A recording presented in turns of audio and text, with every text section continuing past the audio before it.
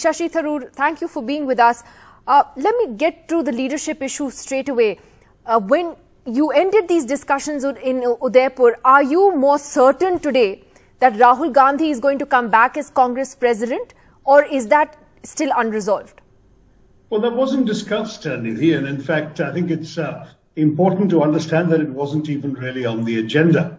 If indeed Rahul Gandhi wishes to come back, I think it's very clear from the deliberations that there's a tremendous amount of support for him and for the Gandhi family generally within the Congress workers as a whole. But I think that given that that issue wasn't raised and that no statements were made by anybody from the Gandhi family about their intentions, everything remains open. There are still some people who believe that Rahul Gandhi is not interested in coming back to the position that he resigned from 3 years ago. And there are others who feel that his anointment is merely a formality, that he is all ready to take over. No one really knows.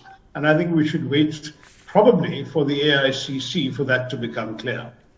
What was, according to you, then the main takeaway from this, apart from, the party saying, which is the obvious, that there's a disconnect with people, that your communication strategy needs to be revamped? What was, according to you, the big takeaway that would revamp the party? Well, first of all, I think that the media has focused on issues which did not occupy the bulk of the members for the bulk of the time. And that's why I found slightly curious about it, because we were divided into 6 groups, and 5 of them were focusing on substantive issues of interest, we believe, to the public of this country. Whether they were political issues, social justice issues, youth and employment and labor issues, all of these kinds of matters that were before the 5-6 of the attendees, because the groups were roughly equal in size, have largely been ignored in the media coverage.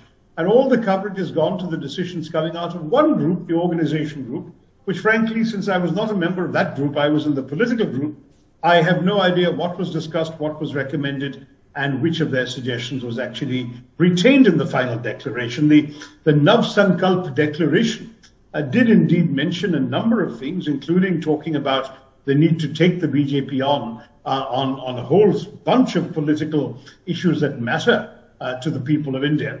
Our coverage has focused, I think, on things like the reforms in the party organization, the questions of one person, one post, one family, one ticket, that kind of issue, which certainly the rest of us in 5 other committees did not spend any time on. But I'm sure I will say though that but these are important. But these are important issues. Whether it is the leadership question or we know what issues you want to take the BJP on. The question is, do you agree that there is a complete sort of disconnect, as Rahul Gandhi said, that you're not able to communicate? Your communication strategy, is kind of all over the place. I'll give you an example. Rahul Gandhi's speech was on a Sunday afternoon. If it had been the BJP, it would have been prime time.